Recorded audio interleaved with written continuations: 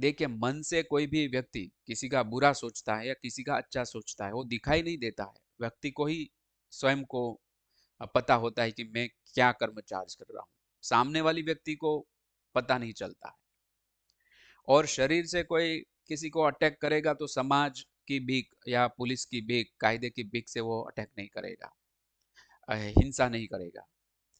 तो बीच वाला जो है वाणी, अभी घर घर या आसपास के व्यक्ति जो होते हैं, नजदीकी संबंधी होते हैं, टीम होती है, कोई भी आसपास के व्यक्ति जो होते हैं, हर रोज वाणी से हिंसा करते हैं या वाणी से अहिंसक बनते हैं।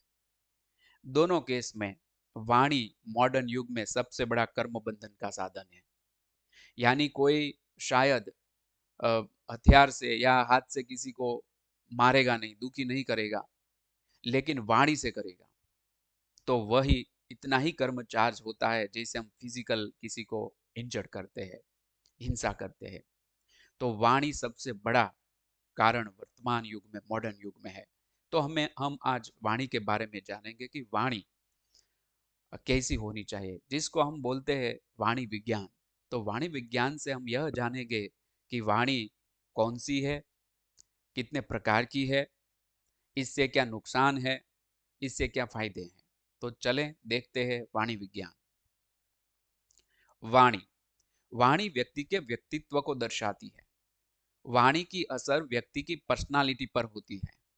वाणी से कर्म चार्ज होता है, बुरा या अच्छा।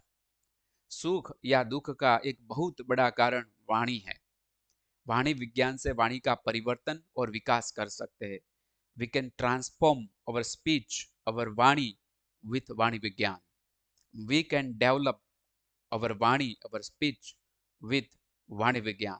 वाणी विज्ञान से हम हमारी वाणी को ट्रांसफॉर्म कर सकते हैं और उसको विकसित भी कर सकते हैं सर्वांगी विकास के लिए। पारिणामिक दृष्टि से देखा जाए तो दो प्रकार की वाणी है। हमने दो प्रकार की वाणी डिफाइन की है वाणी विज्ञान में। एक है कुवाणी और दूसरी है सुवाणी। ये दो ग्रुप है। कुवाणी का एक ग्रुप है जिसका परिणाम आता है दुख। सुवाणी का एक ग्रुप है जिसका परिणाम आता है सुख।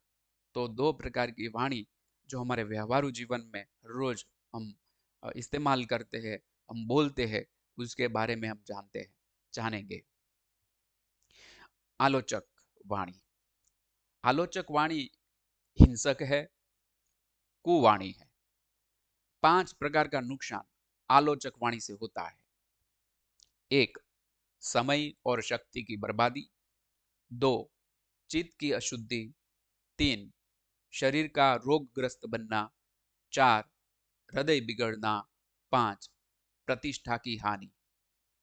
जब भी कोई व्यक्ति किसी की आलोचना करता है, तब ये 5 प्रकार का नुकसान व्यक्ति को होता है जो वाणी उच्चारता है, आलोचक वाणी बोलता है उनको।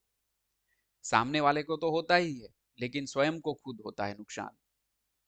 एक तो समय बर्बाद होता है। दूसरा, जो शक्ति का इस्तेमाल अच्छे कर्म के लिए करना चाहिए, उसकी जगह पे जो शक्ति है वह आलोचना के पीछे लग जाती है, यानी कि समय और शक्ति दोनों की बर्बादी होती है। चित्त की अशुद्धि।